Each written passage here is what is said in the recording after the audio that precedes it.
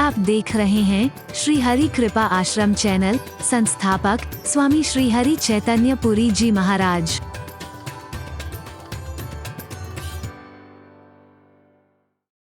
ढकोसला नहीं, आज लोगों ने चंद स्वार्थों के कारण उसे ढकोसला बनाने की कोशिश की है। हर चीज के पीछे क्या लॉजिक है, what's the logic behind it, बता सकते हैं। धर्म से विज्ञान ही जब दूर हुआ है तभी ढोंग आया है, पाखंड आया है, अंधविश्वास आया है, रूढ़िवादिताएं आई हैं, कुरीतियां आई हैं। जहां एक और मैं निसंकोच ये कहने को तैयार हूं, वहां ये भी आज के वैज्ञानिक युग की दुहाई देने वालों को कहने से नहीं चूकूंगा कि जिस विज्ञान के साथ भी धर्म नहीं होगा वो विज्ञान भी विकास का नहीं विनाश का कारण बनेगा। धर्म मात्र अनुष्ठान का विषय नहीं है मेरे प्यारे बच्चों, मेरे प्यारे भाइयों और मेरी प्यारी बहनों। मात्र अनुष्ठान का विषय नहीं है, अनुष्ठान का भी महत्व है। ये कथा प्रवचन, ये यज्ञ, ये तीर्थ यात्रा, उपासना स्थलों की संख्या में वृद्धि, ये नियम, व्रत, उपवास, नमाज, रोजा, अरदास, ये सारे धार्मिक अनुष्ठान हैं ये। और धर्म मात्र अनुष्ठान का विषय नहीं है, इन सब का अपना महत्व है, मैं नकार नहीं सकता हूं। लेकिन धर्म मात्र अनुष्ठान का नहीं, आचरण का विषय है। जब तक जीवन का अभिन्न अंग न बन जाए धर्म, जब तक मेरे जीवन के हर क्रियाकलाप में न उतर जाए धर्म, तब तक मेरे जीवन में जो परिवर्तन आना चाहिए था उससे वंचित रहूंगा, और जो मेरे जीवन में पा सकता था उससे वंचित रहूंगा। आज धर्म के अनुष्ठान बहुत बढ़ रहे हैं, कथा प्रवचन बहुत बढ़ रहे हैं, उपासना स्थल बहुत बढ़ते चले जा रहे हैं, यज्ञादिक बहुत बढ़ते चले जा रहे हैं, और मैं तो कहूं कि एक व्यावसायिक रूप भी लेते जा रहे हैं, तो कोई अतिशयोक्ति नहीं है, धंधा बन गया है। और आप जानते हैं आपका ये लाठी वाला भैया कोई व्यावसायिक कथावाचक नहीं है। सारी दुनिया के लोग, भारत ही नहीं 172 देशों में लोग जानते हैं कि आपके प्यार से ही खींचा आता था, आज भी आपके प्यार और भावनाओं से ही खींचा आया हूं, और आगे भी आपके प्यार और भावनाओं से खींचा आता रहूंगा। ये कोई बिकी हुई वाणी नहीं।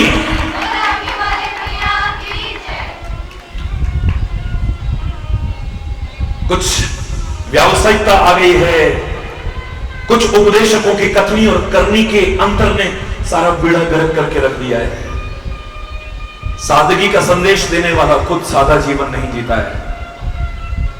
दूसरों से कहने वाला कि जाको राखे साइयां, मार ना सके कोई, बाल ना बांका कर सके, चाहे सब जग वैरी होए, बॉडी गार्ड लेके चलता है, सिक्योरिटी गार्ड लेकर। बाबाओं को जरूरत पड़ती है, फलानी श्रेणी की सुरक्षा चाहिए, फलानी श्रेणी की सुरक्षा चाहिए। इससे ज्यादा शर्म की बात और क्या हो सकती है? आप विचार करके देखिए।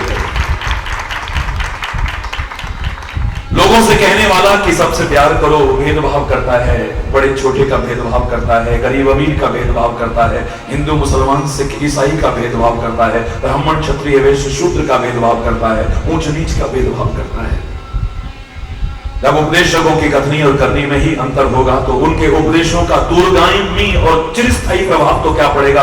उनको और उनके उपदेशों को अगर मजाक का पात्र बना दे तो कोई बहुत बड़ी बात नहीं है। धर्म मात्र अनुष्ठान का विषय नहीं है, आचरण का विषय है। आज अनुष्ठान बड़े हैं लेकिन आचरण अपेक्षाकृत उतना नहीं बढ़ा है। अभिन्न अंग बन जाए हमारे जीवन का, हर क्रियाकलाप में उतर जाए धर्म। तो मैं दावे से कह रहा हूं, समाज में जो बुराइयां, जो विकृतियां, जो दोष, जो कुरीतियां नजर आ रही हैं, हमारे जीवन में प्रवेश नहीं कर पाएंगे। मैं दावे से कह रहा हूं आपसे, हरि बोल, जोर से बोलो।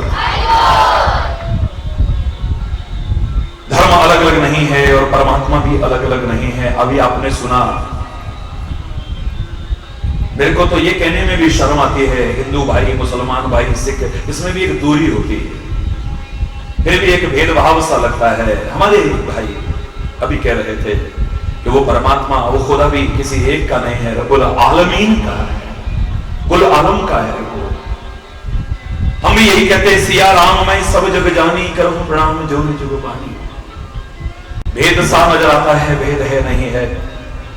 जो भेद सा नजर आता है, अल्पज्ञता और अज्ञानता और मूर्खता के कारण उसे दूर करके सब आपस में मिलजुल करके रहे, तो इस समाज की दशा ही कुछ और होगी। ये दुर्दशा दूर हो जाएगी। मैं तो यहां पर कहानी में संकोच नहीं करूंगा कि आज हम हिंदू बने हैं, मुसलमान बने हैं, सिख बने हैं, ईसाई बने हैं, जैन बने हैं, बौद्ध बने हैं, पारसी बने हैं, पता नहीं क्या क्या बने हैं। काश एक सच्चे इंसान भी बन जाते तो दुनिया का नक्शा ही कुछ और होता। तुम कुछ भी बने हो, मेरा कोई विरोध नहीं है। तुम अपने आप को कुछ भी समझते हो, मेरा कोई विरोध नहीं है। लेकिन मेरा आह्वान है कि अंतरात्मा में झांक के देखना कि तुम एक इंसान हो या नहीं, एक सच्चे इंसान बन रहे हो या नहीं। शायद ये सारे भेदभाव खत्म हो जाएंगे जब कोई कहता है कि हिंदुओं ने मुसलमानों को जला दिया है, मुसलमानों ने हिंदुओं को जला दिया है, तो अंदर से यही आवाज आती है, ऐसा कैसे हो सकता है? न हिंदू जला सकता है, न मुसलमान जला सकता है, न सिख, न ईसाई, न जैन, न बौद्ध, न पारसी जला सकता है। ऐसे लोग तो शैतान होते हैं, हैवान होते हैं। इनका ना कोई धर्म है, ना इनका कोई ईमान है। एक सच्चा मुसलमान किसी को जला सकता है, एक सच्चा हिंदू किसी को जला सकता है, सच्चा सिख, सच्चा ईसाई किसी को जला सकता है, जैन, बौद्ध, पारसी नहीं। इनका ना कोई धर्म है, ना कोई ईमान है। ये शैतान है, ये हैवान है। इनके जितनी कड़े शब्दों में आलोचना की जाए उतनी कम नजर आती है। आज तो जिन्हें हम आका समझते हैं, अपना पथ प्रदर्शक समझते हैं, बड़ा महान समझ करके सम्मान करते हैं, जब उनको भी ऐसे ऐसे स्टेटमेंट देते सुनते हैं कि जिनके स्टेटमेंट के कारण जो स्वयं तो सुरक्षा के बीच, कड़ी सुरक्षा के बीच आए और कुछ ऐसा वक्तव्य दे गए जिससे हिंसा भड़क उठी, दंगे भड़क उठे, आग लग गई चारों ओर। ऐसे एक बहुत बड़े कहे जाने वाले, महान कहे जाने वाले राजनेता से मैंने खाली इतना कहा था, अरे लोग टूट जाते हैं एक घर बसाने में, लोग टूट जाते हैं एक घर बसाने में, और तुम्हें शर्म नहीं आती बस्तियां जलाने में? लोग टूट जाते हैं तिनका तिनका करके, कैसे अपना आशियाना तैयार करते हैं लोग, तिनका तिनका करके।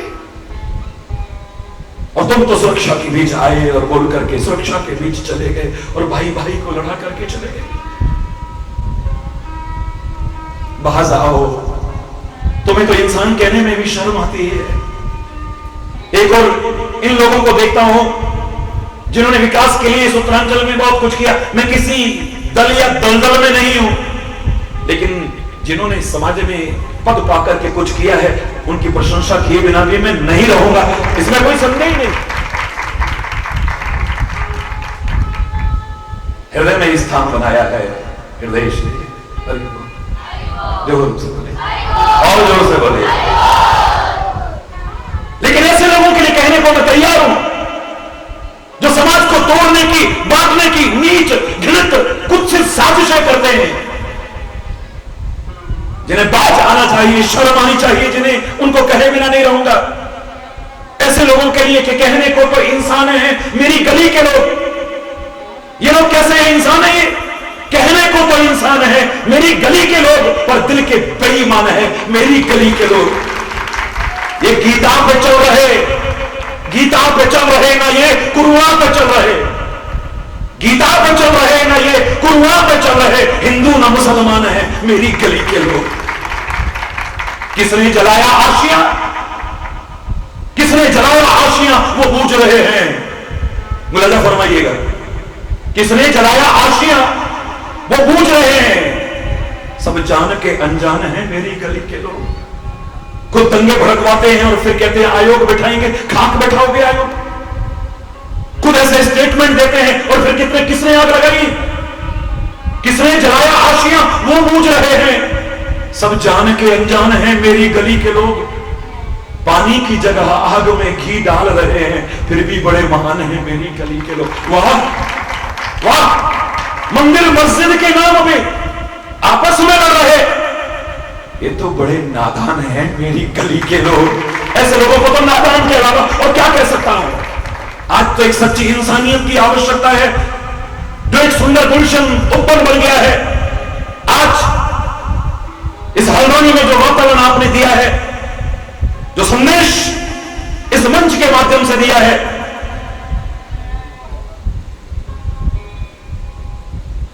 कितना प्यारा एक गुलशन, कितने प्यारे प्यारे फूल खिले हैं। कोई पगड़ी वाला दिख रहा है, कोई टोपी वाला दिख रहा है, कोई चोटी वाला दिख रहा है।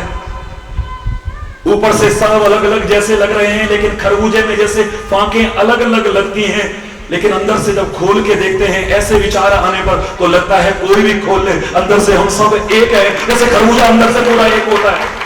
हम कोई नाटक नहीं कर रहे हैं, हम कोई दिखावा नहीं कर रहे हैं एकता का। जब ऊपर से तो एक नजर आए और अंदर जब संतरे को खोल के देखा गया तो सब की फांकें अलग अलग हैं, अंदर से सब अलग अलग है। ऊपर खाली फोटो खिंचाने के लिए मंच पर सबको इकट्ठा कर लिया, लेकिन दिल नहीं मिले, तन मिले तो कुछ लाभ मिलने वाला नहीं है। मेरे प्यारे बच्चों, मेरे प्यारे भाइयों, मेरी प्यारी बहनों, जिस दौर से हमारा राष्ट्र, हमारा समाज गुजर रहा है, आज कोरी कथाओं की आवश्यकता नहीं है, कोरी कथाओं की आवश्यकता नहीं है। आज तो जीवन की व्यावहारिकता की आवश्यकता है, राष्ट्र प्रेम जागृत करने की आवश्यकता है, आपके अंदर सच्ची इंसानियत और सच्ची मानवता जागृत करने की आवश्यकता है। अगर वो ना हुई तो रामचरितमानस का पाठ हो रहा था यहां, रामायण का पाठ अखंड पाठ हो रहा था यहां इस विशाल यज्ञ में। तो मुझसे किसी ने पहले पूछा था, ये रामायण क्या सिखाना चाहती है, क्या बनाना चाहती है हमें, क्या बनाना चाहती है हमें, ये क्या सिखाती है हमें। मैंने इतना कहा था कि पहला अक्षर देख लेना और अंतिम अक्षर देख लेना, बीच में ना भी पढ़ पाऊं तो चलेगा, तुम्हारे प्रश्न का उत्तर मिल जाएगा। यदि अभी तक ना पढ़ी हो कभी तो पढ़ के देखना। इस रामायण का पहला अक्षर है वर्ण, वर्णानाम अर्थसंधानाम रसानाम छंदसामपि मंगलानाम च कर्तारौ वंदे वाणी विनायकौ। पहला अक्षर है, पहला शब्द है वर्ण। वर्ण का अर्थ होता है भाषा, वर्णमाला से ही भाषा बनती है। वर्ण का तात्पर्य होता है रंग। ये श्वेत वर्ण का है, ये रक्त वर्ण का है, ये पीत वर्ण का है। रंग का परिचायक है, रंग का पर्याय है वर्ण। और वर्ण जाति सूचक भी है। वर्ण व्यवस्था हमारे यहां बनी, ये ब्राह्मण वर्ण का है, ये वैश्य वर्ण का है, ये क्षत्रिय वर्ण का है, ये शूद्र वर्ण का है। ये वर्ण शब्द दिखाता है, दर्शाता है भाषा को, रूप को, रंग को, जाति को, स्थान को, इनको प्रदर्शित करता है। इसी में हम जी रहे हैं। अभी पहला अक्षर जो है हम यही जी रहे हैं।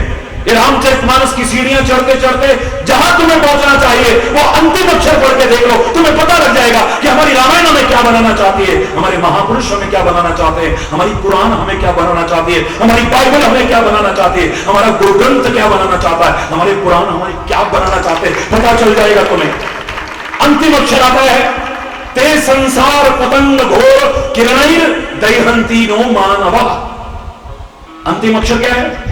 मानव। वर्ण से उठा करके, जाति भेदभाव से ऊपर उठा करके, रंग रूप के भेदभाव से ऊपर उठा करके जो मानवता की सीढ़ी तक तुम्हें पहुंचा दे, वही रामायण है, वही गीता है, वही कुरान है, वही बाइबल है, वही गुरु ग्रंथ है, वही संत का संदेश है, वही महापुरुष का संदेश है। मेरा कोई विरोध नहीं है कि आप अलग अलग धर्म कहने लग गए हैं, हिंदू धर्म, मुसलमान धर्म, सिख धर्म, ईसाई धर्म, जैन धर्म, बौद्ध धर्म, बहुत धर्मों के लोग इकट्ठे हुए हैं आपके अनुसार। मुझे नहीं लगता है, अगर अलग अलग हो गए हो तो फिर सब मिल करके एक और धर्म चला लो ना, जब इतने बना लिए हैं तो। और वो धर्म होना चाहिए। अब तो मजहब कोई ऐसा भी चलाया जाए, अब तो मजहब कोई ऐसा भी चलाया जाए जिसमें इंसान को इंसान बनाया जाए, जिसकी खुशबू से महक जाए पड़ोसी का भी घर। फूल इस बगिया में अब ऐसा खिलाया जाए। अब तो मजहब कोई ऐसा भी चलाया जाए जिसमें इंसान को भी इंसान बनाया जाए, जिसकी खुशबू से महक जाए पड़ोसी का भी घर। फूल इस बगिया में अब ऐसा खिलाया जाए। आग बहती है अब यहां गंगा में और यमुना में, बहती है अब यहां गंगा में और यमुना में। कभी चरारे शरीफ में आग लगती है, तो कभी अक्षरधाम में आग लगती है, कभी रघुनाथ मंदिर में आग लगती है, कभी किसी चर्च में आग लगती है। ये शर्मनाक घटना ही उन दरिंदों ने पवित्र उपासना स्थलों तक तो नहीं छोड़ा, जहां जाते थे लोग की परमात्मा से प्रार्थना करेंगे अपनी अपनी भाषा में, अपने अपने लहजे में, अपने अपने तरीके से कि हे परमात्मा हमारी रक्षा करना। हमें नहीं पता था वहां भी जान जा सकती है। आग बहती है अब यहां गंगा में और यमुना में, तो कोई बतलाए कहां जाके नहाया जाए। कहां जाके नहाएंगे अब, कहां जाए? आग बहती है अब यहां गंगा में और यमुना में, कोई बतलाए कहां जाके नहाया जाए। अरे हो मेरे प्यार का कुछ ऐसा असर तुम पर भी हो, तेरे प्यार का कुछ ऐसा असर मुझ पर भी। तू रहे भूखा तो मुझसे न खाया जाए, और मैं रहूं भूखा तो तुझसे भी न खाया जाए। ऐसा एक प्यार का वातावरण हो हमारा, जिस्म दो हो के भी दिल एक हो अपने ऐसे। जिस्म दो हो के भी दिल एक हो अपने ऐसे। तेरा आंसू मेरी पलकों से उठाया जाए, तब मजा आएगा प्यार का, तब इस एकता का वास्तविक रूप हमें नजर आएगा। हरि बोलना, जोर से बोलना। हरि माने है ही जो हर ले। हमारा धन नहीं, हमारी संपत्ति नहीं, हमारी जायदाद नहीं, हमारी स्त्री नहीं, हमारा मान सम्मान नहीं, जो हर ले हमारे विकारों को, जो हर ले हमारी बुराइयों को, जो हमारे ले बुरे व्यसनों को हर ले, जो हमारी कुरीतियों को, विकृतियों को, जो हमारी अज्ञानता को हर ले, हमारे पापों को हर ले। उस शब्द का तात्पर्य है हरि बोलना। हम सब कुछ बने हैं लेकिन इंसान नहीं बने हैं। मैंने कहा था कि हम मानते हैं जिसको भी मानते हैं, और को मानते हैं कि नहीं मानते हैं। ज्यादा नहीं, एक मात्रा का अंतर है खाली। हम माता पिता को मानते हैं, माता पिता की नहीं मानते हैं। हम संतों को, गुरुओं को, महापुरुषों को, पैगंबरों को, पीर फकीरों को मानते हैं, इनकी नहीं मानते हैं। हम रामायण, गीता, भागवत, गुरु ग्रंथ, कुरान, बाइबल, वेद, पुराण, इन सब को मानते हैं। इनकी मान ली होती तो हमारे जीवन का नक्शा ही कुछ और हो गया होता। प्यार उभर करके आता, प्यार जो हमारे चर्च के फादर बोल रहे थे, प्रेम ही ईश्वर है। Love is God and God is love. प्रेम की रीत जमाने में निराली देखी, प्रेम की प्रेम से ही फलती डाली देखी। प्रेम ही पत्थर को भगवान बना देता है, प्रेम ही शैतान को इंसान बना देता है। मशहूर हर तरह से तेरा नाम हो गया, कहीं रहीम तो कहीं राम हो गया। तू मिला भी है, जुदा भी है, तेरा क्या कहना। तू सनम भी है, खुदा भी है, तेरा क्या कहना। तेरा हरि बोल, जोर से बोलो, और जोर से बोलो। प्रवचन तो आप रोज सुन रहे हो और उसका भी सार यही निकल करके आता है। लेकिन आज जो आपने मेरे को हल्द्वानी में ये दृश्य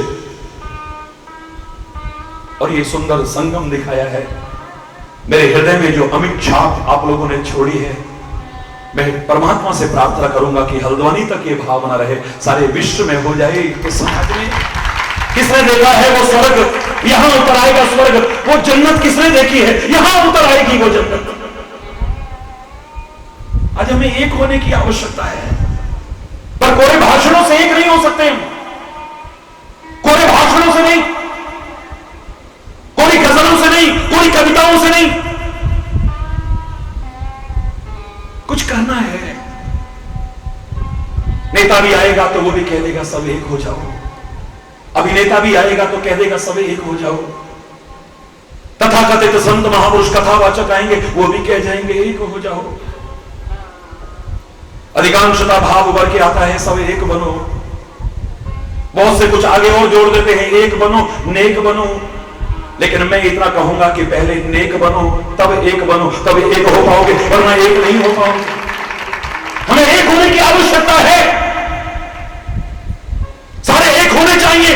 लेकिन शब्द जोड़ा है। अभी पंतनगर यूनिवर्सिटी में उस दिन प्रवचन चल रहा था, पंतनगर विश्वविद्यालय में चल रहा था, तो वहां पर यह प्रश्न उभर करके आया कि हमको किस तरह से एक होना चाहिए।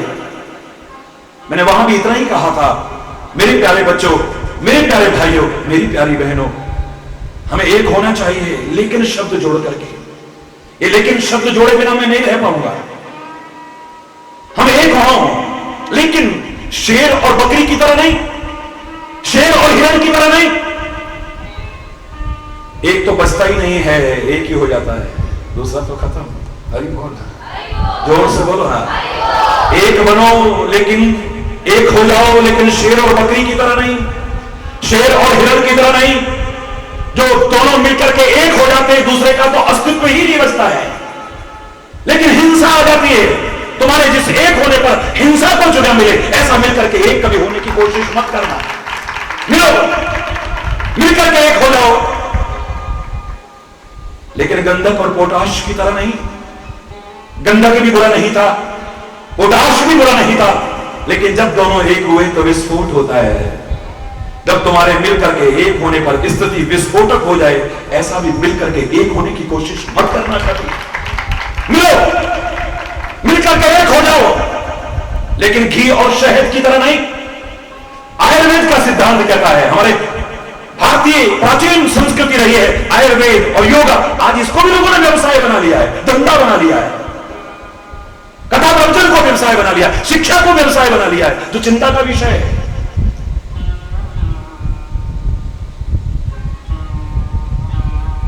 शिक्षण संस्थाएं भी मात्र व्यावसायिक संस्थान होकर के रह गए हैं। बच्चों में संस्कार आ रहे हैं या नहीं,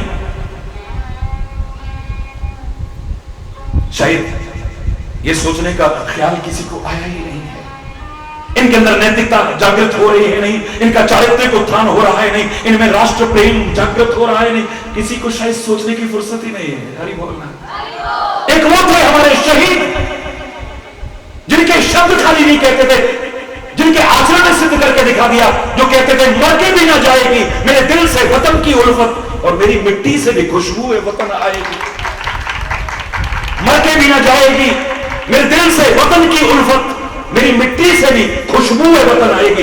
मरने के बाद उनकी मिट्टी से भी वतन की उल्फत की, वतन के प्यार की खुशबू आती थी। आज जीते जी लोगों की समाज में जब ऐसी ऐसी घटनाएं देखते हैं, आपको याद होगा बहुत वर्ष पहले 50वीं जयंती पर भारत मां का दर्द इस वाणी के माध्यम से अंतर से निकल करके आया था। मैं पूरा नहीं सुना रहा हूं कि कुछ जयचंद हुए फिर पैदा जो जा दुश्मन से मिलते, कुछ जयचंद हुए फिर पैदा जो जा दुश्मन से मिलते। जब जब आग लगी भारत में, उनके चेहरे खिलते, तरस न खाते, जश्न मनाते, अपनी जेबें भरते, अपनी नीच कुकृत्यों से इस मां को पीड़ित करते। अरे जख्मी होकर भारत माता फिर से करा रही है आजाद, भगत सिंह बोस पुत्र गांधी को बुला रही है, ये गुलाम कर देंगे। था तुमने आजाद कराया, लाखों वीर सपूतों ने तब था रक्त बहाया। कुछ सोचा है सिर कश्मीर तो कब से कटा है मेरा। भारत मां कहते हो, मां मां कहते हो, जरा देखो मां के रूप को एक बार, मां की उस छवि को देखो एक बार, ऐसे लगेगा सिर कटा हुआ है, ऐसे लगेगा कि हाथ कटे हुए हैं। देखो जरा उस तस्वीर को, मेरी नजरों से देखो जरा। कुछ सोचा है, सिर कश्मीर तो कब से कटा है मेरा, पूरा पश्चिम हाथ कटे हैं, सारा वस्त्र फटा है मेरा। अरे और न काटो, और न बांटो, और न जख्म बढ़ाओ तुम, थोड़ी भी यदि लाज है बाकी, मुझे मां की लाज बचाओ तुम। और न काटो, और न बांटो, और न जख्म बढ़ाओ तुम, थोड़ी भी यदि लाज है बाकी, मुझे मां की लाज बचाओ तुम।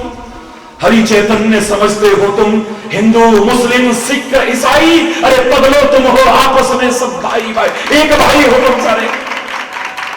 तुम हिंदू मुसलमान बाद में हो, एक इंसान पहले हो। हिंदू मुसलमान बाद में हो, भारतीय पहले हो। जब तक ये भाव तुम्हारे मन में जागृत नहीं होगा, तब तक मिलकर के भी हम एक नहीं हो पाएंगे। अरे बोल, इस भारत मां को एक बार अपनी सच्चे हृदय से मां तो मानो तुम। मां, आज से 24 वर्ष पहले देश के बहुत ऊंचे पद पर बैठे एक व्यक्ति ने मंच पर आकर के खाली इतना कह दिया था कि भारत कभी सोने की चिड़िया थी, स्वतंत्रता संग्राम सेनानियों के परिवार से जुड़ा यह शरीर। क्या करूं मैं, कहां उस जज्बे को लेकर के जाऊं जो मेरी रग रग में भरा हुआ है। बहुत कोमल वाणी रखने वाला, मर्यादा पुरुषोत्तम के मार्ग का अनुसरण उसकी कृपा से करने की कोशिश करने वाला हरि चैतन्य मर्यादा को भूल गया था। सारे हिंदुस्तान में उस घटना ने तहलका मचा दिया था। मैं आगे बढ़ा और मैंने माइक छीन लिया, माइक छीन लिया मैंने। इतने बड़े पद पर कोई व्यक्ति, सिक्योरिटी वाले भागे, और मैंने कहा मैं कोई आतंकवादी नहीं हूं, आप वहीं खड़े हो, वहीं खड़े हो। लाखों लोग मुझे सुनने के लिए आए हैं, आपको मिलने का, बोलने का सौभाग्य मिला है, ये किस्मत समझो अपनी। ये मैं इतना पूछना चाहता हूं, जिन्होंने अभी अभी बोला है उनसे पूछना चाहता हूं, इतने लोग जो बैठे हैं, लाखों लोग, लाखों की भीड़ थी, मैंने कहा उन सबसे पूछना चाहता हूं और आप सबके माध्यम से सारे भारतवासियों के मुख से सुनना चाहता हूं कि तुम्हारी मां को कोई चिड़िया कहे, तुम्हें कैसा लगेगा? बोलो ना, जोर से बोलो ना। तुम्हारी मां को कोई चिड़िया कहे कैसा लगेगा? मैंने कहा हुजूर, आपकी मां को कोई चिड़िया कहे, वाह, अभी बोला भी नहीं किसी ने, पूछा है खाली, और वो भी सोने की निर्जीव चिड़िया। तुमने भारत को मां समझा हो या ना समझा हो, पर हरि चैतन्य ने इसे मां समझा है, तो मैं भी अपनी मां का इन शब्दों में अपमान कैसे बर्दाश्त कर सकता हूं? अपनी मां को सोने की चिड़िया गाते रहे, स्कूल में बच्चों को पढ़ाते हो, शर्म आनी चाहिए। मेरा इससे कोई विरोध नहीं है कि जहां डाल डाल पर सोने की चिड़िया करती है बसेरा, वो भारत देश है मेरा। इस भारत की डाल डाल पर सोने की चिड़िया बसेरा करती है, ये तो मैं मान सकता हूं, लेकिन तुम मेरी मां को ही सोने की चिड़िया कह दो, वाह! तभी तो तुम गुलाम बने रहे, हम गुलाम बने रहे इतने वर्षों तक, क्योंकि हमने मां को खाली सोने की चिड़िया समझा और अपने आप को खाली बुलबुल समझा। हम बुलबुलें हैं इसकी।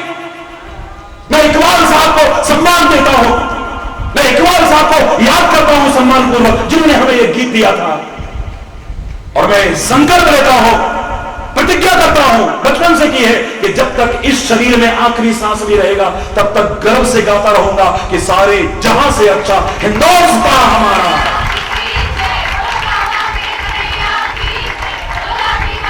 सारे जहां से अच्छा हिंदुस्तान हमारा, मैं गाता था, गा रहा हूं और आगे भी गाऊंगा। ये अलग बात है कि इकबाल साहब को भारत की भूमि पता नहीं क्यों पसंद नहीं आई, वो वापस लौट के नहीं आई, हरि बोल। लेकिन हमें गीत दे गए, हम उनको धन्यवाद देते हैं, हमें बड़ी प्यारी रचना दे गए, हम उनको धन्यवाद देते, नमन करते हैं उनको। इस गीत की वो पंक्ति जब मैं गाता हूं तो मेरे मन में आता है, ए मेरी भारत माता, तेरी शान बढ़ाने के लिए, तेरी आन बढ़ाने के लिए, तेरी जान रखने के लिए एक चींटी बना के भी अगर मुझे कोई कहे तो चींटी बनने को भी तैयार हूं। तेरी इस बगिया की शोभा बढ़ाने के लिए कोई बुलबुल बना दे, कोई चिड़िया बना दे, अपने को गौरवशाली समझूंगा, सौभाग्यशाली समझूंगा। लेकिन तेरी तरफ अगर कोई बुरी नजरें उठाए तो उसको जरूर बताना चाहता हूं कि मेरी मां ना तो सोने की चिड़िया है और ना ही मैं बुलबुल हूं, फिर इस मां का वो सिंह हूं जो इसकी तरफ बुरी दृष्टि देखने वाले की आंखें निकालने के लिए हिम्मत रखता है और उसकी आंखें निकालने के लिए हिम्मत रखता है। अब भारत के बच्चे बच्चे में यह भाव आना चाहिए, राष्ट्रीयता का जज्बा आना चाहिए, है तुम्हारे मन में, लेकिन जागृत करने की आवश्यकता है। अभी जब वो समय आया था कारगिल का, एक बच्चे ने सिद्ध करके दिखाया कि आपके अंदर राष्ट्रीयता है, उसे जगाने की आवश्यकता है। जो बेईमान बनते थे, जो भ्रष्ट बनते थे, जो रिश्वतखोर बनते थे, सारे के सारे उदारता से दान दे रहे थे। मेरा दिल भर आया जब मुझे पता लगा कि सारा दिन कटोरा पकड़ करके भीख मांगने वाले भी जा रहे हैं कि एसडीएम साहब, डीएम साहब, हमारा भी ये अंशदान उसमें दे देना। हालांकि भिक्षावृत्ति को मैं पसंद नहीं करता हूं, सबको कर्मठ होना चाहिए, मेहनत करनी चाहिए, अपने अपने स्तर पर अपने अपने तरीके से करनी चाहिए, भीख नहीं मांगनी चाहिए। लेकिन जब उनको भी देखा तो लगा कि इस भारत की हस्ती को तभी कोई मिटा भी नहीं सका था, मिटा भी नहीं पा रहा है और आगे मिटा भी नहीं पाएगा, इसकी हिम्मत नहीं है। जज्बा, लेकिन जागृत करने की आवश्यकता है। आज तो बच्चे बच्चे के मन में ये भाव, ये देश है तो हम हैं, समाज है तो हमें, वरना हमारा भी क्या अस्तित्व है? क्या है हम? हरि बोलना, जोर से बोलो ना। तेरे राम भी अपने वतन के लिए कितना प्यार रखते थे जानते हो?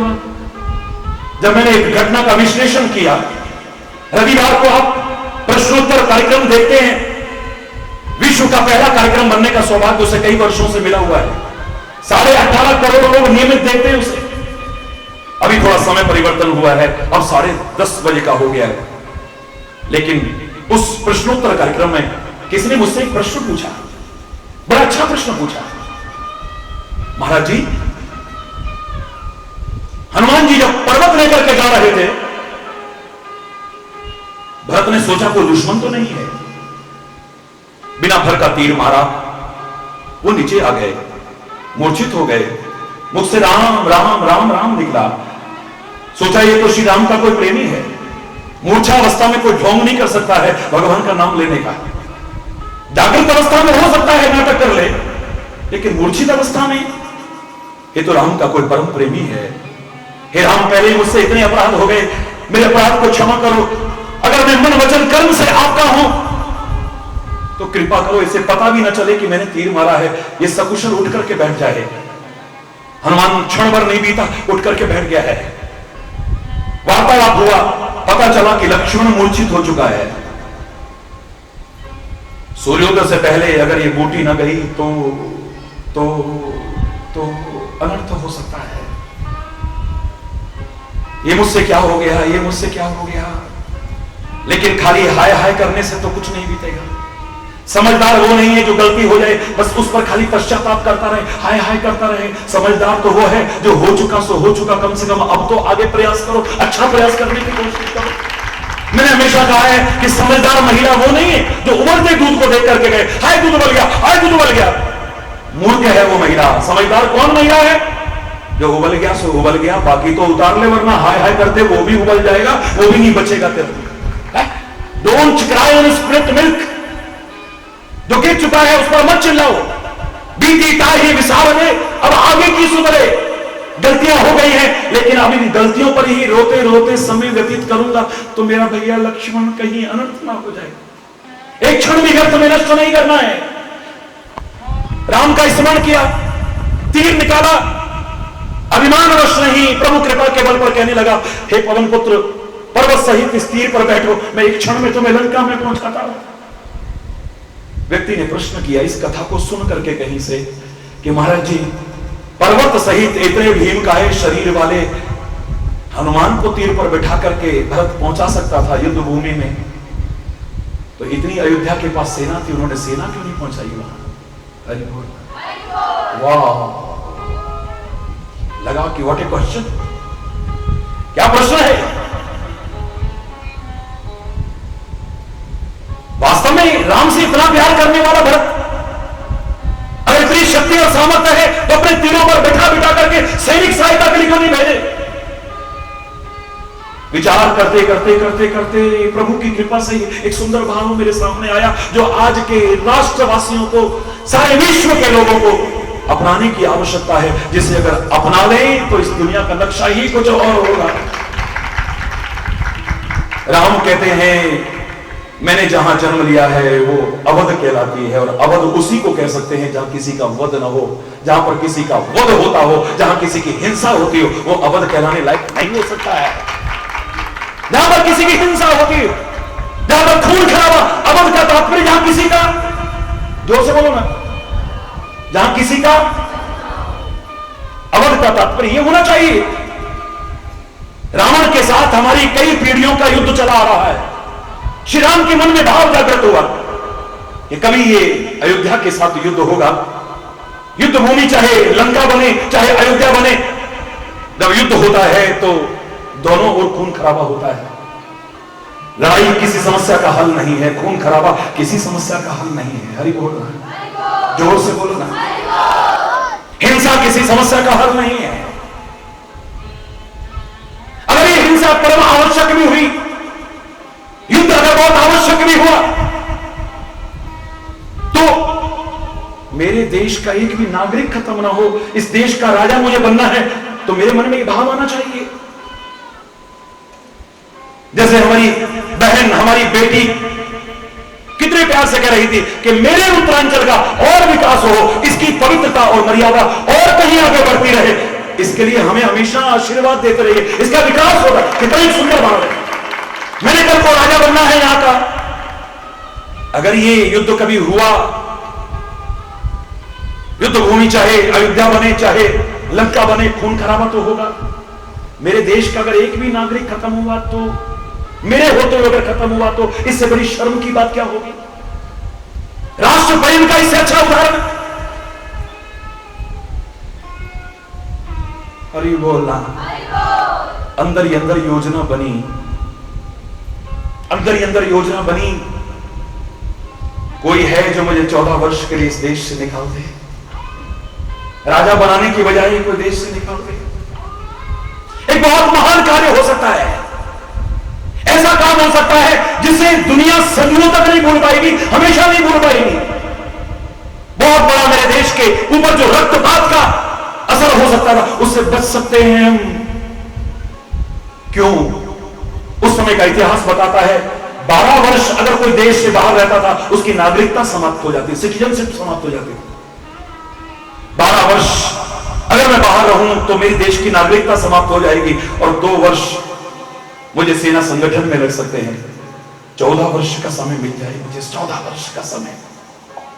अगर युद्ध फिर अवश्यंभावी हुआ भी तो करना नहीं चाहिए। मेरे महापुरुषों ने शास्त्र को प्रमुखता दी है, शस्त्र को प्रमुखता नहीं दी। वरना महाभारत के उस भीषण संग्राम में जहां तीर तन गए हो, भाले तन गए हो, तलवारें तन गई हो, अस्त्र शस्त्र सर गए हो, शंख बज गए हो, रणभेरियां बज गई हो, वहां कृष्ण गीता का संदेश दे रहा है। जानता है कि दुर्योधन मानने वाला नहीं है, धृतराष्ट्र पुत्र मोह में अंधा हो चुका, मानने वाला नहीं है, लेकिन फिर भी शांति दूत बनकर के जाता है वो कृष्ण। ये शास्त्र को प्रमुखता है, शस्त्र को प्रमुखता नहीं है। भगवान श्री राम ने युद्ध भूमि में विभीषण के माध्यम से जो धर्मरथ का संदेश दिया है, कभी हनुमान को शांति दूत बना करके भेजना, कभी अंगद को भेजना, ये युद्ध को टालने वाली बात है। आप जानते हैं यहां पर जम्मू कश्मीर से भी बहुत लोग आए हुए हैं। पूरे भारत का कोई प्रांत शायद छूटा हो, जम्मू कश्मीर, हिमाचल, पंजाब, हरियाणा, राजस्थान, दिल्ली, गुजरात, महाराष्ट्र, कर्नाटका, बंगाल, उड़ीसा, उत्तर प्रदेश, उत्तरांचल के विभिन्न भागों से जल्दी में कोई छूट जाए तो बुरा ना मानना, उसके लिए मैं क्षमा चाह देता हूं। हरि बोल। प्रतिष्ठित रूप में हर जगह से यहां पर लोग आए, जम्मू कश्मीर के लोग भी आए। आप तो कितने लोग हैं जम्मू कश्मीर में? इधर भी हैं, इधर भी हैं। हरि बोल, शाबाश, बहुत अच्छा। जम्मू कश्मीर से सीमाओं पर बोला मैं, एक टीवी चैनल ने इंटरव्यू लिया तो पूछा कि क्या संग्राम होना चाहिए? मेरे मुंह से निकल गया कि संग्राम होना चाहिए। आप जैसे शांति का संदेश देने वाले संग्राम कह रहे हैं, मैं भी चौंका, प्रभु क्या बुलवा रहे हो? अंदर से प्रेरणा हुई, तूने गलत नहीं बोला है, तूने यही तो कहा है संग्राम होना चाहिए, संग्राम होना चाहिए, संग्राम होना चाहिए, यानी संग परमात्मा होना चाहिए, यानी संग धर्म होना चाहिए। अगर सबके साथ रहे तो ये हिंसा ही बंद हो जाएगी। मैं दावे से कह रहा हूं, जैसा मेरा भाई कह रहा था अभी, इस्लाम हिंसा नहीं सिखाता है, इस्लाम में आतंक को कोई जगह नहीं है। वो तो प्रेम और सद्भाव सिखाता है, मेलजोल सिखाता है, मोहब्बत, भाईचारा सिखाता है। अरे बोल रहा, जोर से बोलो ना। वहां संग्राम में भी संग्राम को रखा है हमारे महापुरुषों ने, यानी परमात्मा को दूर नहीं किया है वहां भी, धर्म को अपने से दूर नहीं किया है वहां भी। अधार्मिक दुनिया की बात देखिए, भारत में एक महाभारत हुआ, लेकिन उस महाभारत के लिए गर्व से हम कह सकते हैं, उसका पहला अक्षर बता रहा है कि वहां कोई अधार्मिक कृत्य नहीं हुआ। उसका नाम ही पहला अक्षर आता है धर्म क्षेत्र कुरुक्षेत्र। हमको संदेश दे रहा है कि अपने जीवन रूपी कुरुक्षेत्र को, कर्म क्षेत्र को, इसे धर्म क्षेत्र बनाए रखना, इसे कभी अधर्म क्षेत्र बनाने की कोशिश मत करना। राम कहते हैं कि युद्ध होगा कभी ना कभी, उसकी अत्यधिक महत्वाकांक्षा के कारण। वो चक्रवर्ती सम्राट बनना चाहता है, ये खून खराबा करेगा, और जब वो खून खराबा होगा मेरे देश का कोई नागरिक खत्म ना हो जाए। वाह,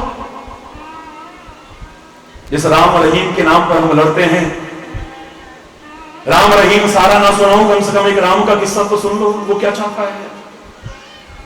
कोई तैयार नहीं हुआ राम को एक क्षण को अपने से कौन दूर करेगा, इतना प्यार करते थे सब। आखिर में कहते हैं मां कैकेयी के पास गए, कौशल्या भी इतना प्यार नहीं करती थी, इतिहास बताता है जितना कैकेयी प्यार करती थी। आंखों में आंसू भर आए, लेकिन कैकेयी कहती है चाहे मुझे कलंक लग जाए, चाहे मैं दुनिया में मुंह दिखाने लायक नहीं रहूं, लेकिन तेरा मुख उज्जवल होता है, तेरा शान बढ़ती है, तेरा गौरव बढ़ता है, तेरा व्यक्तित्व निखरता है, तो हे राम ये कलंक मैं अपने माथे पर झेलने को तैयार हूं। 14 वर्ष का बनवास समय मांगती है, ये अंदर की बात बता रहा हूं आपको। कैकेयी एक दूसरा पहलू सुनना जरा ध्यान से, इस प्रश्न के उत्तर में अपने आप समझ जाएंगे कि बिल्कुल ठीक कह रहे हैं महाराज जी। 14 वर्ष का, 14 घड़ियों के लिए भी जिसे दूर करने की हिम्मत ना हो, सामर्थ्य ना हो, उसे 14 वर्षों के लिए हरि बोलना। कैकेयी कहती है मैं करूंगी ये काम, मैं करूंगी, इस कलंक को मैं झेलूंगी।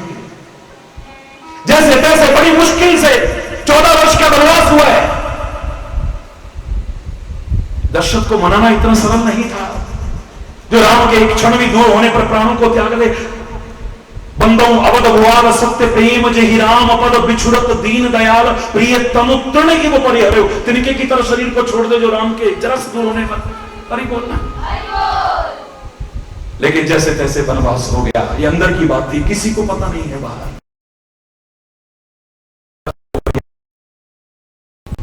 और गिने चुने लोगों को पता है। आप ये मत सोचिए भरत को मालूम नहीं था, इसलिए भरत को वहां से हटा दिया गया है, क्योंकि भरत इतना भावुक है, वो राम को आगे नहीं बढ़ने देगा, नहीं जाने देगा राम को। अरे बोलना, ननिहाल भेज दिया गया है उसे। एक दूसरा प्लान प्रस्तुत कर रहा हूं, सारे विश्व में पहली बार एक अलग चिंतन देने की कोशिश कर रहा हूं आपको, उसी की कृपा से। 14 वर्ष पूरे होने वाले हैं। अब राम को इतना कष्ट भी उठवाया, दशरथ की मृत्यु भी हो गई, अयोध्या अनाथ जैसी हो गई, दुनिया भर के लोग इतने दुखी हुए, और अब आखिरी टाइम में राम की मेहनत को, उसकी योजना को फेल कर दूं मैं। अगर मैं तीर पर सेना भेजता हूं तो रावण को पता लग जाएगा कि राम खाली दिखावटीपन कर रहा है, ये अयोध्या का नागरिक नहीं है, ये वास्तव में अभी अयोध्या का ही नागरिक है। और उसने अगर एक भी आक्रमण कर दिया अयोध्या पर, और अयोध्या का एक भी नागरिक अगर खत्म हो गया, तो मेरे राम के हृदय को कितना क्लेश होगा। ये मैं अगर एक भी सैनिक भेजता हूं, वहां पता लग जाएगा कि अयोध्या से मदद के लिए सेना आ गई है, इसका तात्पर्य इसके तार अभी तक वहां। हरि बोलना, ये नागरिकता खत्म करना खाली नाटक है, दिखावा है। मेरे राम ने 14 वर्ष वनों में कष्ट उठाए हैं, उनकी मेहनत बेकार हो जाएगी। मैं दावे से कह रहा हूं, जो भरत इतना प्यार करता है राम से, जो हनुमान को पर्वत सहित एक क्षण में पहुंचा सकता है लंका, वो सेना को सहायता के लिए नहीं भेजता है, तो उसका कारण यही हो सकता है, और कोई कारण नहीं हो सकता है। मेरे परमात्मा ने, मेरे महापुरुषों ने, मेरे संतों ने, मेरे अवतारों ने प्रेम का संदेश दिया है, शांति का संदेश दिया है, सद्भाव का संदेश दिया है। मुझे नाज है अपने भारत पर और अपनी भारत की संस्कृति पर, शायद जिसका सानी कोई दुनिया में नहीं है। आज व्यक्ति इतना अशांत है, इतना अशांत है, तभी तो मैं कहा करता हूं, कुछ लोग कहते हैं महाराज जी हम आपको कुछ दान देना चाहते हैं। मैंने कहा दान तो उसको दिया जाता है जिसके पास जिस चीज का अभाव हो, जो असमर्थ हो, जो असहाय हो, जो जरूरतमंद हो, उसको दान करो ना। हरि चैतन्य ना अभावग्रस्त है, ना जरूरतमंद है, ना असमर्थ है, ना असहाय है, मुझे दान नहीं महाराज जी, ये किसने कहा कि असमर्थ, अभावग्रस्त और जरूरतमंद को ही दान किया जाता है? मैंने कहा सीधे सीधे पता है, विद्या का दान किसको दोगे, विद्वान को या जिसके पास विद्या का अभाव है? बोलो ना, ज्यादा बहस में नहीं पड़ता हूं। विद्या का दान किसको दोगे? बोलो ना, जोर से बोलो। जिसके पास विद्या का अभाव है। ऐसे ही अगर परमात्मा की कृपा से तुम्हारे पास अन्न अधिक है, आवश्यकता से अधिक है, कोई जरूरतमंद है तो उसे अन्न दो ना। जिसके पास आवश्यकता है वस्त्र की और तुम्हारे पास अत्यधिक वस्त्र है, क्योंकि तुम्हारी तो खिड़कियां भी कपड़े पहनती हैं, तुम्हारे दरवाजे भी कपड़े पहनते हैं, तुम्हारी मेज भी कपड़ा पहनती है, तुम्हारी दीवारें भी कपड़ा पहनती है, निर्जीव दीवारें पर। और अगर पड़ोसी नंगा रहता है तो इससे बड़ी शर्म की बात तो क्या हो सकती है? काश उसको भी दिया होता है? नहीं महाराज जी, हम आपको दान देंगे और आपको लेना पड़ेगा। समय की आदत आप जानते हैं, और अब भी समय होने वाला है, इसलिए ज्यादा विस्तार नहीं करूंगा। पंक्चुअलिटी की आदत बचपन से थी, तो मैंने कहा प्रवचन का समय हो गया है, मैं ऐसा करूंगा मंच पे ही आपसे कुछ मांग लूंगा। क्या बात कर रहे हो महाराज जी, ये चुपचाप मैं अंदर देना चाहता हूं दान, जितना भी आप कहें। मैंने कहा नहीं, मंच पे मांग लूंगा। मैंने कहा मेरे भाई एक दान देना चाहते हैं, और भी बहुत लोग यदा कदा कहते रहते हैं कि महाराज जी हम दान देना चाहते हैं। ईश्वर की कृपा से, अभिमान से नहीं कह रहा हूं, किसी के हाथ के नीचे बचपन से लेके आज तक ना हाथ आया था, और जब तक ये जीवन है किसी के हाथ के नीचे हाथ आएगा भी नहीं। उसकी कृपा से किसी के हाथ के ऊपर ही हाथ रहा होगा, उसकी कृपा से। जिस हरि चैतन्य ने किसी के हाथ के नीचे कभी हाथ न किया हो, अगर इतना तुम दानदाता बनना चाहते हो, मैंने कहा उस व्यक्ति से भी, आप लाखों लोगों से भी, और सारे भारतवासियों से, सारे विश्व के लोगों से वो हरि चैतन्य आज झोली फैला के भी मांगने को तैयार है। अगर इतना दान देने का शौक है तो तुम्हारे वस्त्र का दान नहीं चाहिए, अन्न का दान नहीं चाहिए, धन का दान नहीं चाहिए, वस्तु पदार्थों का दान न चाहिए था, न चाहिए, न आगे चाहिएगा। अगर देना ही चाहते हो तो शांति का दान दे दो। बहुत अशांति फैलती चली जा रही है, घर घर में अशांति, घर घर में अशांति, नगर नगर में अशांति, देश में अशांति, सारे विश्व में अशांति। अरे मेरे भारत का चिंतन क्या रहा है? देखो, आज का स्वार्थी व्यक्ति जब अशांति की बात भी आता है तो अपने लिए प्रार्थना करता है। अगर प्रार्थना करेगा तो चाहे मंदिर में करे, चाहे मस्जिद में करे, चाहे गुरुद्वारे में करे, चाहे चर्च में करे, चाहे गुरु और संतों के सामने करे। क्या कहता है? मेरे अंदर बड़ी अशांति है, मुझे शांति मिले। ये कहता है ना, मुझे शांति मिले। कोई और ऊंचा चिंतन रखेगा तो अपने तक नहीं, मेरे घर में महाराज बड़ी अशांति है, मेरे घर में शांति हो जाए बस। कोई और ऊंचा चिंतन रखेगा, कोई बिरला कहेगा हमारे मोहल्ले में बड़ी अशांति है, वहां शांति हो जाए। हमारे नगर में, हमारे जिले में, हमारे राज्य में तो बहुत विरले मिलेंगे जो कहें शांति हो जाए। और मेरे देश में शांति, विश्व शांति के अग्रदूत, मेरे पवित्र भारत देश में आज अशांति है, ऐ परमात्मा कृपा करो यहां शांति हो जाए। ये तो कोई कोई कोई कोई होगा, सारी दुनिया में शांति हो जाए, ऐसा कहने वाला तो कोई कोई कोई होगा, कोई चिंतन ऐसा रखता होगा। लेकिन मेरे भारत की संस्कृति देखिए कब से कहती आ रही है, ओम जौ शांति अंतरिक्ष शांति, पृथ्वी शांति रावः शांति रौखदयः। पृथ्वी पर शांति हो, अंतरिक्ष में शांति हो, पाताल में शांति हो, वनस्पतियों में शांति हो, औषधियों में शांति हो, और कहां तक कहें शांति रेव शांति, शांति में भी शांति हो। ये भारत का चिंतन हो सकता है, किसी और जगह का चिंतन नहीं। कोई संस्कृति, मैं किसी का अपमान नहीं करता हूं, मैं हर एक का सम्मान करता हूं, लेकिन मुझे नाज है इस बात पर, अपने भारत और भारत के चिंतन पर नाज है, अपने ऋषि मुनियों के चिंतन पर नाज है, जो कहता है अंतरिक्ष में भी शांति हो, पाताल में भी शांति हो, पृथ्वी में भी शांति हो, शांति में भी शांति हो, सर्वत्र शांति ही शांति हो। अशांति शब्द ही किसी डिक्शनरी में देखने को भी ना मिले। परमात्मा ऐसी कृपा करे। किसी भी मजहब ने खाली संकीर्णता के दायरे में अपने आप को नहीं बांधा है। मस्जिद से आवाज आती है तो कुल आलम के भले के लिए आवाज आती है, गुरुद्वारे से आवाज आती है तो नानक नाम चढ़दी कला, तेरे पानी सर्वत्र दा भला, सबका भला। मंदिर से आवाज आती है तो सर्वे भवन्तु सुखिनः, सर्वे सन्तु निरामया, सर्वे भद्राणि पश्यन्तु मा कश्चित् दुःख भाग भवेत्। सुखी बसे संसार सब, दुखिया रहे न कोई, यह अभिलाषा हे प्रभु मेरी पूर्ण हो। ऐ परमात्मा सर्वत्र सुख हो, शांति हो, समृद्धि हो, खुशहाली हो, बस यही मांगते हैं। दुख नाम का तो कहीं दिखाई ही ना दे, इतनी कृपा करो। आवाज सब जगह से वही आती है, लेकिन ये शुभ कामना है, इसे सफल होने ना होना या ना होने देना, इट डिपेंड्स ऑन यू, आप पर निर्भर करता है। मैं कहूं कि तुम स्वस्थ रहो, ये शुभ कामना है, आशीर्वाद नहीं। आशीर्वाद में तो आपका भाव ही बदल जाएगा, क्योंकि आप देखते हो 10 लाख से ज्यादा लोग तो शराबें छोड़ चुके हैं, जो रात दिन पी के पड़े रहते हैं। 10 लाख, हरि बोल, इसमें मेरा कोई विशेष प्रशंसा की बात नहीं है, ये आपकी प्रशंसा है और सत्संग की महिमा है। जो सत्संग के संपर्क में इन विचारों को, जो मेरे ऋषि मुनियों के, मेरे महर्षियों के, जो शास्त्रों के, उनको सुन करके, अपना करके लोगों ने अपने जीवन को संवारा है, धन्य धन्य किया है। यहां भी जब मैं इस देवभूमि में शराब के बढ़ते प्रचलन को देखता हूं और घरों को बर्बाद होते देखता हूं, तो हृदय को एक पीड़ा होती है, क्योंकि बहुत कम लोग जानते हैं कि ये तन मन भाव इस पवित्र देवभूमि से जुड़ा हुआ है। हरि बोल, जोर से बोलो ना। गलत नहीं कह रहे थे आप कि हमारा तो संबंध वैसे भी आपसे है और सच में है, इसमें कोई संदेह की गुंजाइश नहीं। झूठ न बनाओ, भगवान का बड़ा दुख होता है उस समय जब कोई इस तरह की चर्चा करता है, तो नकला होता है, बहुत बुरा लगता है, ये बहुत बुरा लगता है। लोगों ने यहां भी अपने जीवन को संवारा है सत्संग की महिमा से, सारे देश में संवारा है, सारे विश्व में संवारा है, बहुत खुशी होती है। और मुझे चाहिए भी कुछ नहीं, महाराज जी को सेवा बताइए। महाराज जी से जब भी कोई पूछता है तो महाराज जी यही कहते हैं कि और कोई सेवा नहीं चाहिए, बस आप खुश रहो, सुखी रहो, प्रसन्न रहो।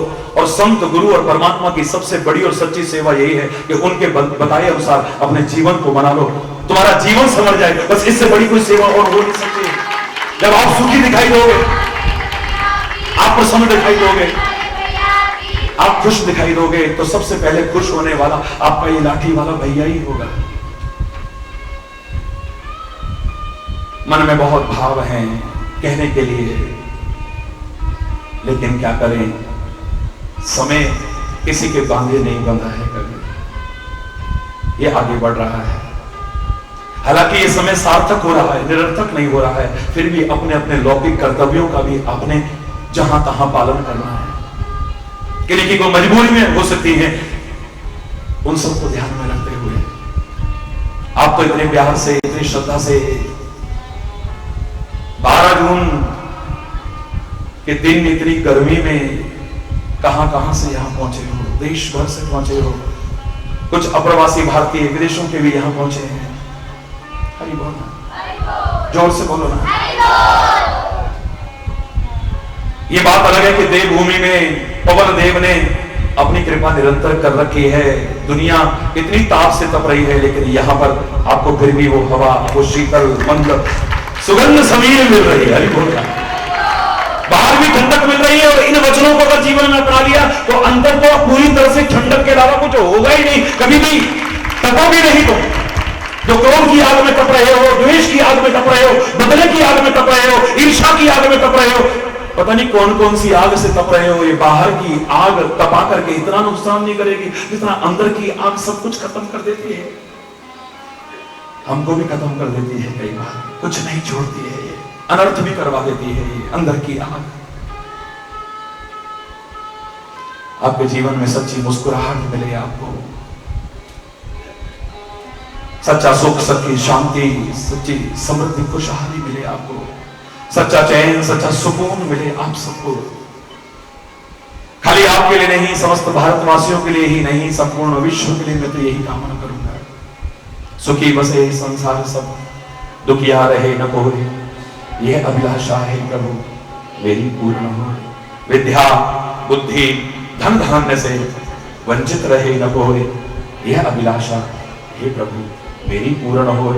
सर्वे भवन्तु सुखिनः, सर्वे सन्तु निरामया, सर्वे भद्राणि पश्यन्तु, मा कश्चित् दुःखभाग् भवेत्, मा कश्चित् दुःखभाग् भवेत्। नानक नाम चढ़ी कला, तेरे पाने सर्वत्र भला। सबका भला हो, सब सुखी हो, सब समृद्ध हो, सब खुशहाल हो, प्रेम हो सर्वत्र, सद्भाव हो सर्वत्र। जो नीच कुत्सित घृणित साजिशें कर रहे हैं विभिन्न आधारों पर आपको तोड़ने की, बांटने की, आप आपसी प्रेम, मेलजोल, सुलूक बनाए रखते हुए उनकी कोशिशों को नाकामयाब कर सकें, परमात्मा की इतनी शक्ति देना प्रार्थना करता हूं।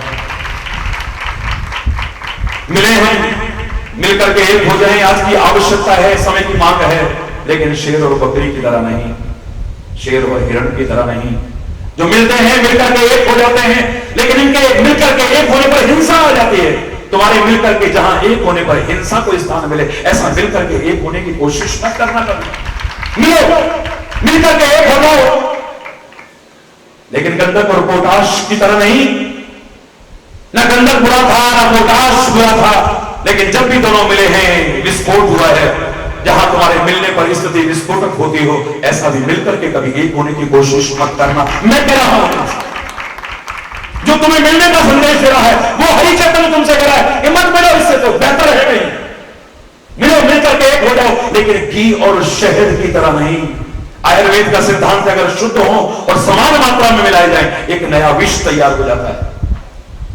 ना घी बुरा था ना शहद बुरा था, समान मात्रा में मिलाए तो जहर पैदा। जहां तुम्हारे मिलने पर वातावरण विषाक्त होता हो, कटुता परिपूर्ण होता हो, ऐसा मिलकर के भी एक होने की कोशिश मत करना कभी। मिलो, मिलकर के एक हो जाओ, लेकिन कौरव और पांडवों की तरह नहीं।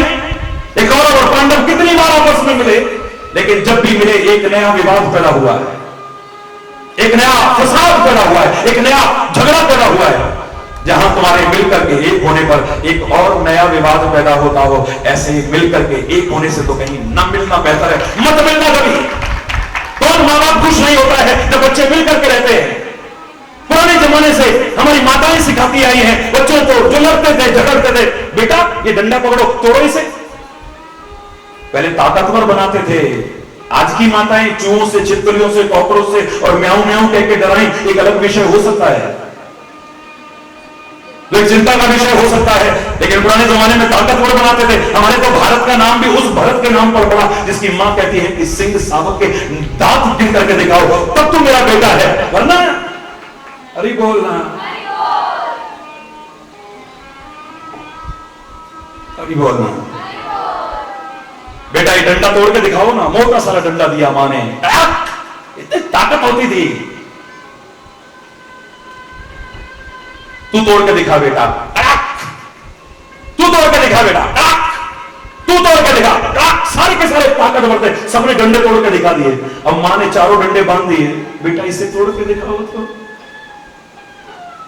पसीने पसीने हो गए वो पहलवान, लेकिन चार तो क्या, चारों में से एक भी तोड़ने की सामर्थ्य नहीं रख पाया, क्योंकि संगठन में तो और भी ज्यादा शक्ति हो जाती है। जब इकट्ठे हो गए और भी ज्यादा ताकत हो गई। बेटा मिलकर के रहोगे तो दुनिया में कोई तुम्हें तोड़ नहीं सकता है, दुनिया में तुम्हें कोई बांट नहीं सकता है। मिलकर के रहो, चारों मिलकर के रहो। अभी बोलना, जोर से बोलो ना। लेकिन वही मां जब देखती है कि रात दिन कलेश हो रहा है, एक दूसरे को एक दूसरा फूटी आंख भी नहीं सुहाता है, एक दूसरे को देख करके खुश नहीं हो रहा है, वो कहती है बेटा मेरे सामने तुम ऐसा कर रहे हो तो पीछे क्या करोगे, इससे तो बेहतर है बेटा तुम अलग अलग हो जाओ। मैं अपने हाथ से, मेरे दिल को तो नहीं अच्छा लग रहा, लेकिन मैं अपने हाथ से तुम्हें अलग अलग कर देती हूँ, बेहतर है, ऐसा मिलकर रहने से क्या फायदा है। जिस घर को तुमने नरक बना रखा हो, वो नरक कौन देखता है, किसने देखा है वो नरक, वो दोजख किसने देखा है। अरे जहां पर अशांति है, कलह कलेश है, झगड़ा है, फसाद है, वैर विरोध है, मनमुटाव है, व्यवस्था है, घृणा है एक दूसरे से, वो घर घर नहीं है, वो नरक कहलाने का अधिकार है। और जिस घर में प्यार है, सुलूक है, सद्भाव है, एकता है, संगठन है, मेल जोल है, एक दूसरे को देख के खुश होता है, कोई ईर्ष्या नहीं करता है, एक दूसरे का सहायक बनता है, मैं दावे से कह रहा हूं उस स्वर्ग की कौन कहे, उस घर में स्वर्ग उतर आता है, उस मोहल्ले में स्वर्ग उतर आता है, उस देश में स्वर्ग उतर आता है, उस धरा पर स्वर्ग उतर आता है। हरि बोलना, हरि बोलना, जोर से बोलना। मिलो, मिलकर के एक हो जाओ, लेकिन कौरवों और पांडवों की तरह नहीं। ये जब मिले हैं एक नया विवाद पैदा हुआ। अगर तुम्हारे मिलने पर एक विवाद पैदा होता हो तो मैं कह रहा हूं इससे तो ना मिलना कहीं बेहतर है, कोई फायदा नहीं है। मिलो, मिलकर के एक हो जाओ। फिर कह रहा हूं पानी की तरह, लेकिन यहां भी लेकिन दूध कहता है पानी हमसे दोस्ती करोगे, प्यार करोगे, वो तो मैं करता हूं, आओ ना मेरे साथ रहो मिलकर के। वो नहीं करूंगा मैं। क्यों? क्योंकि मैं तुम्हारे साथ जब मिलूंगा तो तुम्हारी कीमत कम हो जाएगी है दूध। मैं जब तुम्हारे साथ मिल करके रहूंगा तो तुम अमृत के समान हो, लेकिन तुम्हारा लोग कहेंगे ये भी कोई दूध है, ये भी कोई दूध है। तुम्हारा तिरस्कार होगा, तुम्हारी कीमत कम हो जाएगी। नहीं, मैं नहीं मिलूंगा तुम्हारे साथ। वो कहता है नहीं, अगर तुम मुझसे प्यार करते हो, दोस्ती करते हो, तो मेरे साथ मिलकर रहना पड़ेगा। अरे लोग ताने मारते हैं, तुम्हारा प्रेमी, तुम्हारा मित्र नीचे बहता है और तुम बर्तनों में रख के जाते हो दूध। अरे मुझे शर्म आती है उस समय, तुम्हें मेरे साथ मिलकर रहना पड़ेगा। बहुत बहस हुई, दूध और पानी आपस में मिल गए, मिलकर के एक हो गए, एक बर्तन में रखे गए, और जब बाजार में बिके तो एक कीमत पर बिके। हरी बोलना, दोनों की एक कीमत हो गई है। प्यार का ये अनूठा उदाहरण देखिए आप, दोनों मिलकर के एक हो गए, एक कीमत पर बिकते हैं। और इतना प्यार पानी के मन में आता है कि इसको अपने तिरस्कार की परवाह नहीं मेरे लिए, अपनी कीमत कम होने की परवाह नहीं मेरे लिए, तो मेरा भी कोई फर्ज बनता है। मैं भी प्रतिज्ञा करता हूं कि जब तक एक एक बूंद भी इसके साथ मेरी होगी, मैं सूख जाऊंगा, मैं जल जाऊंगा, मैं बर्बाद हो जाऊंगा, लेकिन दूध पर आंच नहीं आने दूंगा मैं। और खाली कहता नहीं है, करके दिखाता है। जब आग पर चढ़ाए गए दोनों, इकट्ठे हुए दोनों, तो सबसे पहले सूखना शुरू होता है। जोर से बोलो ना, पानी। दूध तो तब सूखता है जब पानी सारा सूख जाता है। हरी बोलना।